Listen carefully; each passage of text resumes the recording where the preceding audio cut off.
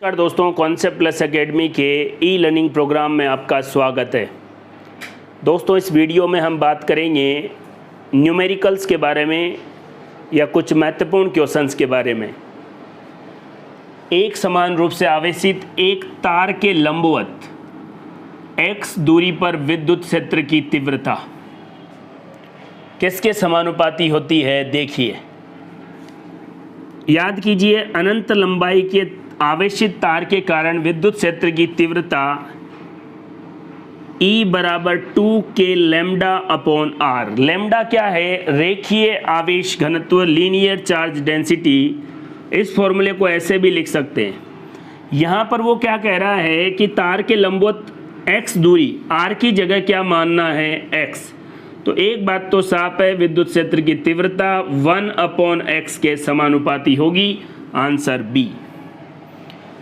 ज़्यादातर यहाँ से भी सवाल पूछे जाते हैं, सही ग्राफ का चयन करें E व R के बीच। अगर आपको ठोस या अचालक गोला दे रखा है तो ग्राफ ये होगा, क्योंकि गोले के अंदर आवेश होता है। परिधि पर या पृष्ठ पर सबसे ज़्यादा विद्युत क्षेत्र की तीव्रता और उसके बाद E समानुपाती अपॉन आर स्क्वायर। गोले के अंदर विद्युत क्षेत्र की तीव्रता R के समानुपाती होती है। गोले में आवेश एक समान वितरित हो, ऐसा टर्म भी हो, तब भी आपको अचालक गोला या ठोस गोला मानना है। अगर आपको चालक गोला बोला जाए, चालक नहीं बोला जाए तो मेटेलिक स्फीयर या कोई धात्विक गोला बोला जाए, तब आपको ग्राफ ये लिखना है। अंदर विद्युत क्षेत्र की तीव्रता 0, पृष्ठ पर मैक्सिमम, उसके बाद E इक्वल्स टू या E समानुपाती 1/r स्क्वायर से घटती चली जाएगी। इस क्वेश्चन को देखिए। एक बेलन की त्रिज्या r है और लंबाई l। इसे विद्युत क्षेत्र में निम्न अनुसार रखा गया है। बेलन की सतह से निर्गत कुल फ्लक्स का मान बताइए। दोस्तों याद करो, मैंने एक शानदार कॉन्सेप्ट आपको बताया था कि यदि किसी बंद पृष्ठ के अंदर या 3D स्ट्रक्चर के अंदर जो एक समान रूप से वितरित या यूनिफॉर्म इलेक्ट्रिक फील्ड में है और उसके अंदर कहीं भी आवेश नहीं है, तो उससे निर्गत कुल फ्लक्स का मान क्या होगा? 0 होगा। 4 ऑप्शन है। गाउस का नियम कौन सा है? बंद पृष्ठ के लिए विद्युत फ्लक्स का मान summation Q upon epsilon not होता है। इस तरीके के क्वेश्चन या न्यूमेरिकल आपसे पूछे जाएंगे, इसको आप बड़े ध्यान से देखें। 3D या बंद पृष्ठ होना चाहिए, वो पृष्ठ एक समान विद्युत क्षेत्र में रखा हुआ होना चाहिए, उसके अंदर कोई भी आवेश नहीं है, तो कुल या नेट फ्लक्स का मान 0 होगा। गाउस का नियम आप जानते ही हैं। अचालक गोले के लिए, चालक गोले के लिए। अचालक गोला नहीं बोलेगा तो ठोस बोलेगा, ठोस नहीं बोलेगा तो गोले में आवेश एक समान वितरित है ये बोलेगा। चालक गोले के लिए ये, और अंदर विद्युत क्षेत्र की तीव्रता 0, क्योंकि चालक गोले में आवेश उसके पृष्ठ पर होता है। और मेटेलिक स्फीयर या धात्विक गोला भी बोले तो भी आपको चालक गोला ही समझना है। यदि अचालक गोले को आवेश दिया जाए तो आवेश उसके आयतन में वितरित होगा, और चालक गोले को आवेश दिया जाए तो आवेश उसकी सतह पर वितरित होगा। और अनंत लंबाई के आवेशित तार के कारण विद्युत क्षेत्र की तीव्रता E डायरेक्टली प्रोपोर्शनल 1/x, और ये x इस चालक तार के लंबवत कुछ दूरी पर जो पॉइंट है उसके बीच की दूरी है। अनंत लंबाई के चालक तार के कारण विद्युत क्षेत्र की तीव्रता 2k लैम्डा अपॉन r, जिसको ऐसे भी लिख सकते हैं। और लैम्डा यहाँ पर लीनियर चार्ज डेंसिटी या रेखीय आवेश घनत्व है।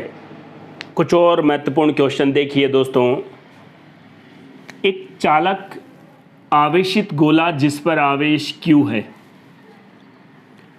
इसके केंद्र से r दूरी पर एक बिंदु है P, और ये r दूरी इसकी त्रिज्या से कम है, मतलब ये बिंदु गोले के अंदर ही है। बिंदु P पर विद्युत क्षेत्र की तीव्रता। दोस्तों क्वेश्चन को ध्यान से पढ़ना है। ये कह रहा है गोला चालक है और बिंदु त्रिज्या के कम दूरी पर है, मतलब गोले के अंदर ही है, और चालक गोले के अंदर विद्युत क्षेत्र की तीव्रता 0 होती है। यही ऑप्शन और क्वेश्चन ऐसे आए कि एक गोले में आवेश इसके आयतन में समान रूप से वितरित है। आवेश आयतन में समान वितरित होने का मतलब वो गोला ठोस गोला है या अचालक गोला है।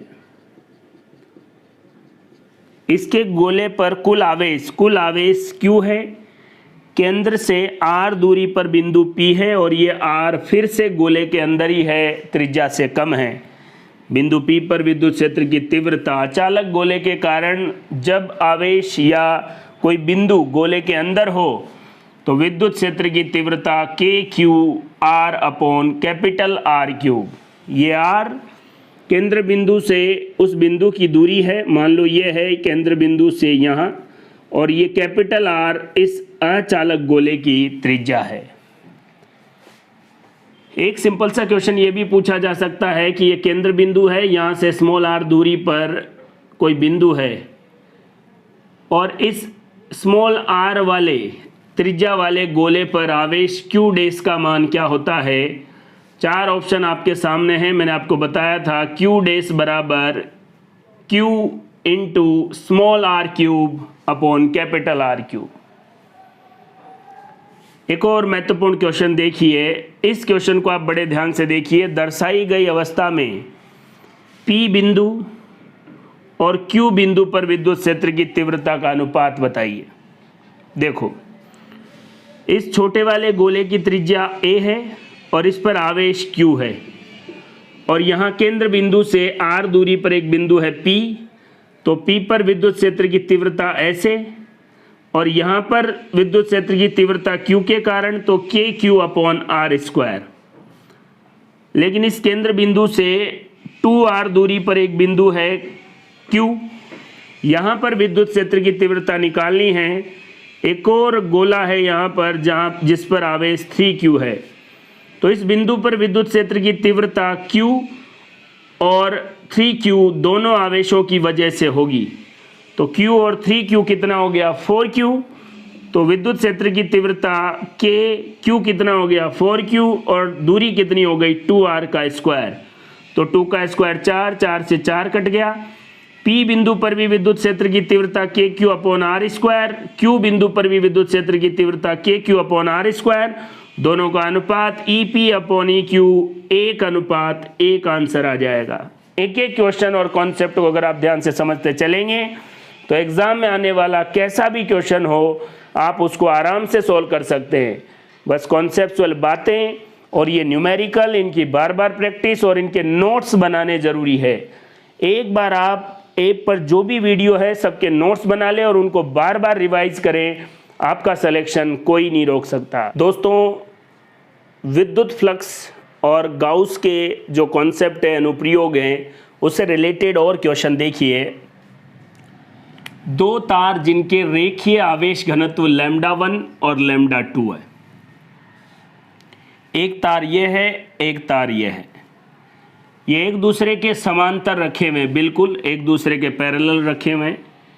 यदि बिंदु P पर, यहाँ इन दोनों के बीच में बिंदु P है, विद्युत क्षेत्र शून्य है।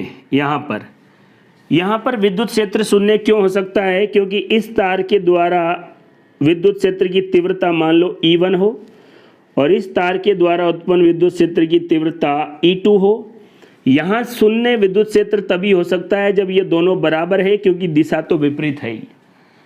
तो इस लाइन से ये तो पता लग गया कि E1 और E2 बराबर है। अब ये आपसे पूछ रहा है R1 तथा R2 का अनुपात ज्ञात करो। चित्र के अनुसार देखते हैं, 4 ऑप्शन हैं, ध्यान से देखिए। 4 ऑप्शन को λ1 अपॉन λ2, R1 और R2 का अनुपात 1:1, λ2 अपॉन λ1 या नन ऑफ दीज। दोस्तों, यहाँ पर इस तार के कारण विद्युत क्षेत्र की तीव्रता E1 2 के λ1 अपॉन R1। यहाँ पर इस तार के कारण विद्युत क्षेत्र की तीव्रता E2 2 के λ2 अपॉन R2। विद्युत क्षेत्र की तीव्रता P बिंदु पर 0 है, इसका मतलब E1 और E2 बराबर है। हमने दोनों को बराबर कर दिया। बराबर करने के बाद अगर अनुपात निकालना है तो मैं इस R1 को यहाँ ले जाता हूँ और इस 2K λ2 को यहाँ ले आता हूँ। 2K से 2K कैंसिल और R1 अपॉन R2 λ1 अपॉन λ2 के बराबर, आंसर 1 हो गया। अगर यही क्वेश्चन होता और आपसे पूछा जाता कि दोनों तार का रेखीय आवेश घनत्व समान है, सेम क्वेश्चन, केवल इतना सा चेंजेज कि रेखीय आवेश घनत्व समान है, R1 और R2 का अनुपात क्या होगा। अगर ये दोनों भी समान होते तो कट जाते और R1 और R2 का अनुपात 1:1 आ जाता। और एक बात और पता लगी कि किसी अनंत लंबाई के चालक तार के कारण उसके लंबवत स्थित किसी बिंदु पर विद्युत क्षेत्र की तीव्रता लंबवत दिशा में होगी। एक और क्वेश्चन देखो, एक गोला है जिस पर 2Q आवेश है, इसके बाहर एक और गोला है जिस पर 3Q आवेश। यह सकेंद्रीय वृत्त है। सकेंद्रीय वृत्त का मतलब दो वृत्त जिनका केंद्र समान हो, और इस केंद्र से R दूरी पर बिंदु 1 है और 4R दूरी पर बिंदु 2 है। E1 अपॉन E2 क्या होगा, देखिए यहां पर E1 निकालना है तो आवेश कौन सा है, 2Q, तो K 2Q upon R²। E2 यहां पर निकालना है तो यहां से यहां तक की दूरी 4R, और आवेश कौन सा है यहां से लेकर यहां तक, 2Q भी है 3Q भी है, दोनों जुड़ गए 5Q। तो E2 बराबर K 5Q अपॉन 4R²। आपको E1 अपॉन E2 निकालना है। E1 का मान रख दिया, E2 का मान रख दिया, ऊपर चला गया, R² से R² कैंसिल, KQ से KQ cancel, 16 दूने 32/5। E1 upon E2 का अनुपात 32/5। तो दोस्तों, विद्युत फ्लक्स और गाउस के अनुप्रयोग से संबंधित जो महत्वपूर्ण क्वेश्चन और कॉन्सेप्चुअल क्वेश्चन थे वो मैंने आपको बता दिए हैं। इस वीडियो को और कॉन्सेप्ट जो मैंने आपको बताया उसको ध्यान से देखो, अच्छे से नोट्स बनाओ और बार बार रिवाइज करो और अपनी तैयारी को बेहतरीन बनाओ। थैंक यू, धन्यवाद।